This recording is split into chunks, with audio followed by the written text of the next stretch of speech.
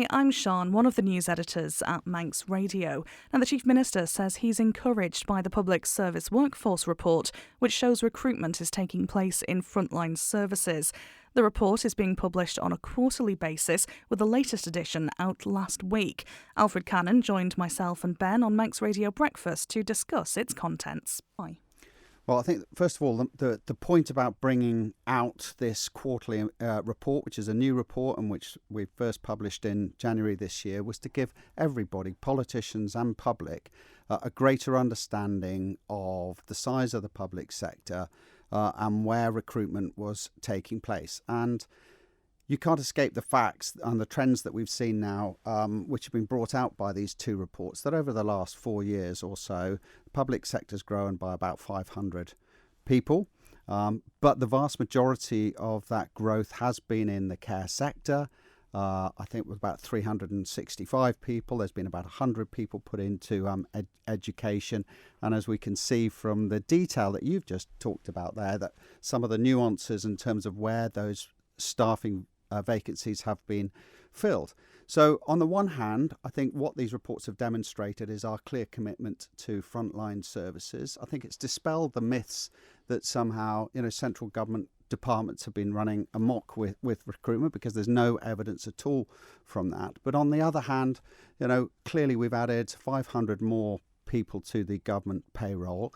That itself then leads to questions and decisions that are needed in terms of, the specifics around healthcare delivery, education, the growth that we've seen there, but also, what else is government doing then to counterbalance that growth where it's been needed in those frontline services. And we're also taking actions on the other side to make sure that government is operating efficiently, and that we have got indeed recruitment and employment controls in place across government to try and stabilise that.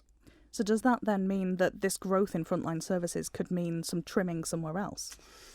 I think that's one of the questions that certainly raises itself. We've put in place now, as I say, a recruitment control framework. There's currently 120 roles that are currently being reviewed across government, and we've got the efficiencies programme that we have launched in terms of finding an extra £50 million over the next 5 years to effectively counterbalance some of that cost.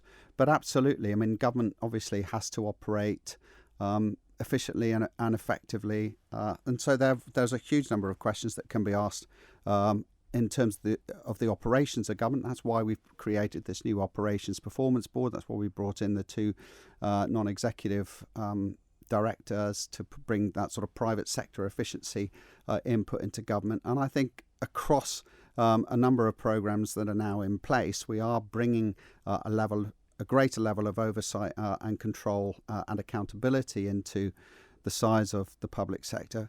But you also have to examine this in the growth areas themselves. In fact, this morning you were talking about, I heard, the number of missed appointments, for example, 700 or so.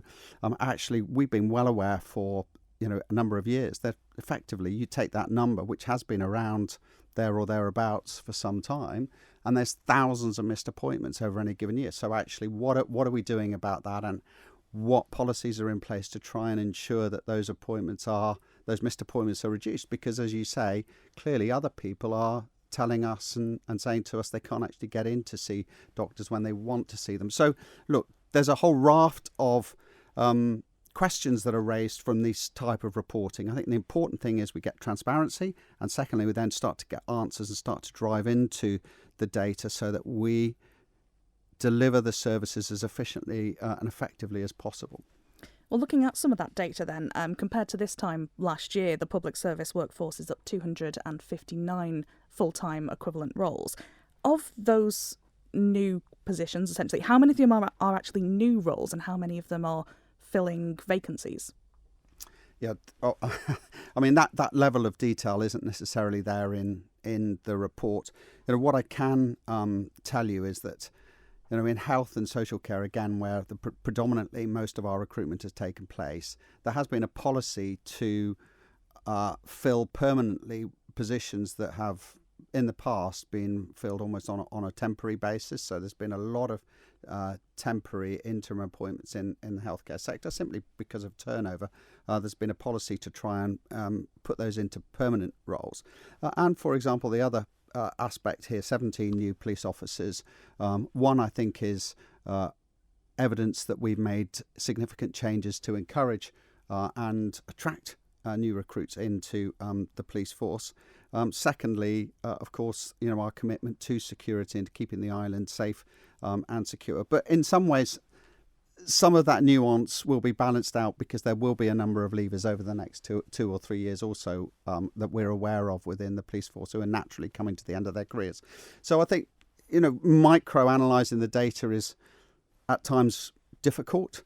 But I think when you take the overall context, when you start to look at it over the 3, 4, 5 year period, you get a much greater understanding, and it enables us to start to tackle some of the issues then that become apparent. Now, you mentioned a few moments ago that there are 100 or so civil service jobs that are under review.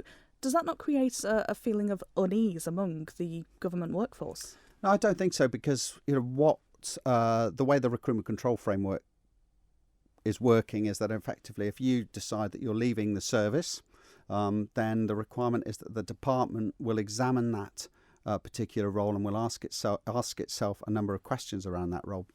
But basically, do we need to fill that position? Can that job effectively be undertaken in a different way?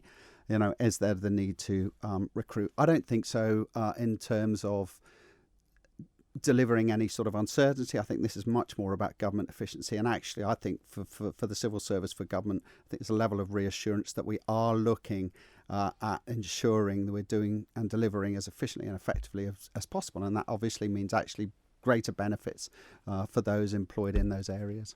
And in terms of those roles that are under review, are they lower paid roles, or are they more management type roles? So they're not frontline roles. I can tell you they're not frontline roles, and they don't fulfil a statutory requirement, i.e. they're not legally required, but under statute. So they could be a variety of roles, depending. We haven't scoped that as to the specific level. So they could be senior managers, they could be more junior staff. Now, this is a quarterly report, so I'm sure we may very well find ourselves having this conversation again in 3 months' time. What do you hope to see by that next report? I think it's not necessarily the short term, quarter to quarter, because there will be some variances, right? I mean, it could well be that there could be some shrinkage. Indeed, we've seen some shrinkage in some core government departments over the last quarter. This is about clarity of where the public service is recruiting staff, where those trends are, and we can clearly see, as I said, what has happened over the last 4 years, because we've got historical data in this report, and we know, as I said, that actually our fundamental sort of recruitment challenges are in those frontline areas in health and education. I don't expect necessarily any significant changes to the way that is performing, but we do have to, as I said, ensure that the overall picture for government is one that demonstrates that we have employment under control, and there are greater questions. If we're adding 500 staff in and all those staff are needed in frontline services and healthcare and education and policing, then clearly on the other side of the balance sheet, if you like, in terms of central government, then we need to ask how we can drive down the numbers and increase efficiency and productivity. And as I've told you, we're doing that through the recruitment control framework, through the efficiencies program, through more oversight from the Operations Performance Board. So that's what we're doing to try and ensure that we are driving this forward efficiently and effectively. Thank you for making it to the end of the Manx Radio newscast. You are obviously someone with exquisite taste. May I politely suggest you might want to subscribe to this and a wide range of Manx Radio podcasts at your favourite podcast provider, so our best bits will magically appear on your smartphone. Thank you.